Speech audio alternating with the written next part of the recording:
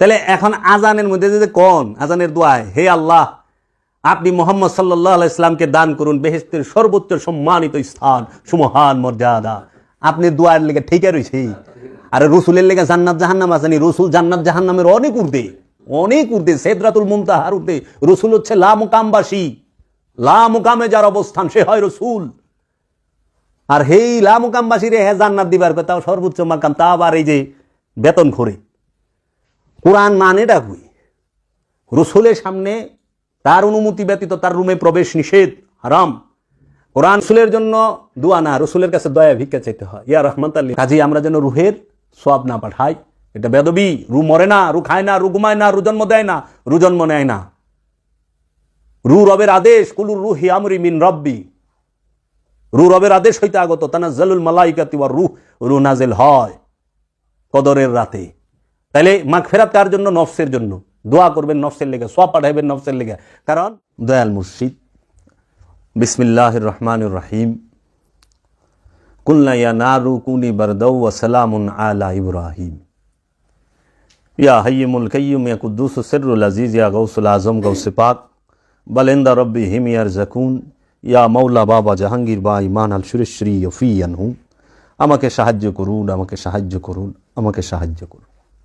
দয়াল বাবা জাহাঙ্গীর, আমার প্রাণপ্রিয় মুর্শিদ কিবলা ও কাবা, চেরাগে জান শরীফ কালান্দার বাবা জাহাঙ্গীর বা ইমান আল সুরেশ্বরী নূরের কদম মোবারকে ভক্তি ও চুম্বন রেখে,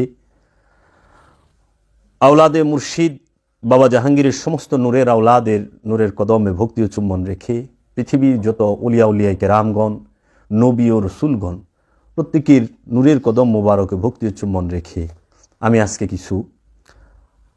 অনেক মানুষেরই কিছু প্রশ্ন আমার কাছে এসেছে, তারা আরজি জানিয়েছে, সেই বিষয়ে একটু আলোচনা করার চেষ্টা করব অনেকেরই অনুরোধে। আজ ডিসেম্বর মাসে কত তারিখ?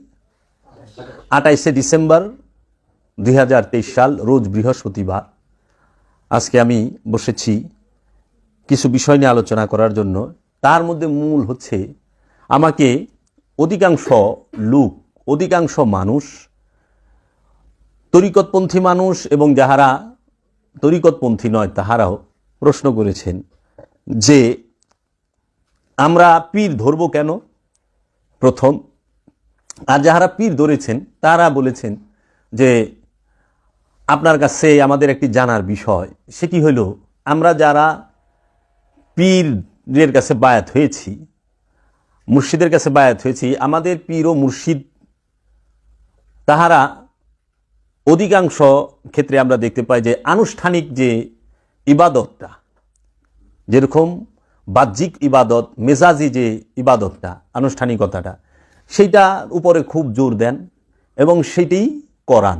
যেরকম আমাদেরকে 5 ওয়াক্ত নামাজ এবং 30টি রোজা এবং সম্পদের টাকার যে জাকাত সেটি, এবং হজ করান তাগিদ দেন, এবং বিভিন্ন প্রকার আসলে কি আমরা এর জন্যই গুরুর কাছে যাই, নাকি এর ভেতরে অথবা এর বাহিরেও অন্য কোনো বিষয় আছে যে আমাদের আপন আপন গুরু থেকে কোন বিষয়টি জানা দরকার, কোন বিষয়টি গ্রহণ করা দরকার।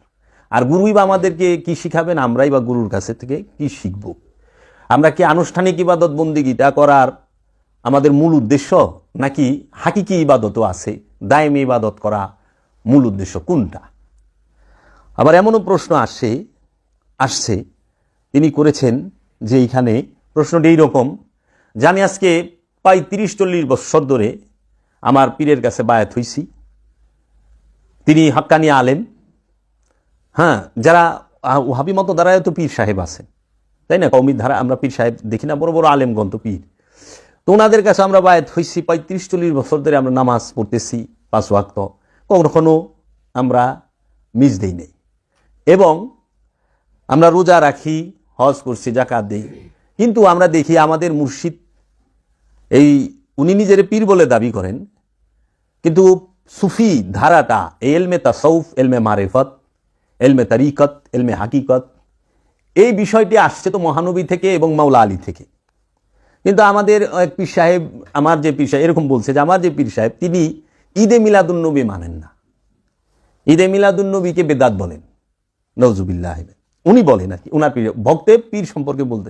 এবং মিলাদ কিয়াম করতে গেলে সে বলে এটা মিলাদ কিয়ামের দরকার, মানে কিয়াম করা যাবে না, দাঁড়িয়ে রসুলকে সালাম দেওয়া যাবে না, এটা বলে বেদাত, এটা নাকি শিরিক। তো এই যে কথাটা বলল নওজুবিল্লাহ মিন যালিক, তো উনি কেমন পীর হইল? যে সমস্ত পীরদের পীর তো মাওলা আলী, আর মাওলা আলীর পীর, মাওলা আলীর গুরু, মাওলা আলীর মাওলা, মাওলা আলীর আকা হচ্ছে মাওলা মহাপ্রভু মুহাম্মদ সাল্লাল্লাহু আলাইহি ওয়াসাল্লাম। তো মহানবীর নাম মুবারক, মহানবীর নামের উপরে মিলাদ কিয়াম করলে শিরিক বেদাত যে পিসাব মনে করেন, ঈদে মিলাদুন নবীকে যারা বেদাত মনে করেন, সেই পীরের কাছে আমাদের থাকা উচিত হবে কি না একটু জানাইবেন।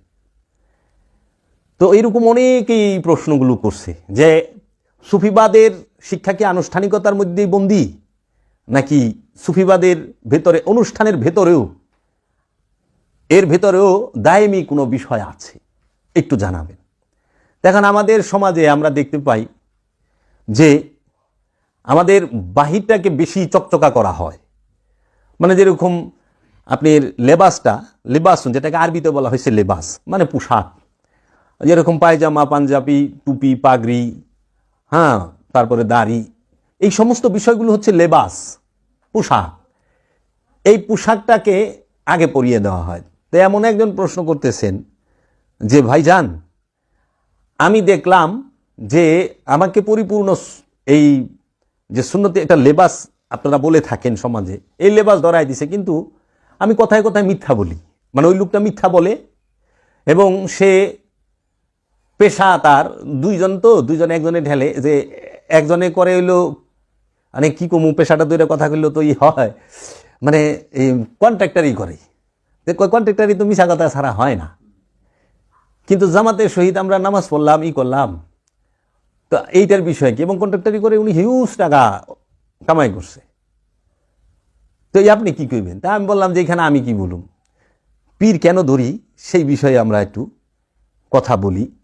পীর ধরে যদি স্বভাবের পরিবর্তন না হয়, তাহলে এই পীর ধরার কি লাভ হইল? এখন আসি,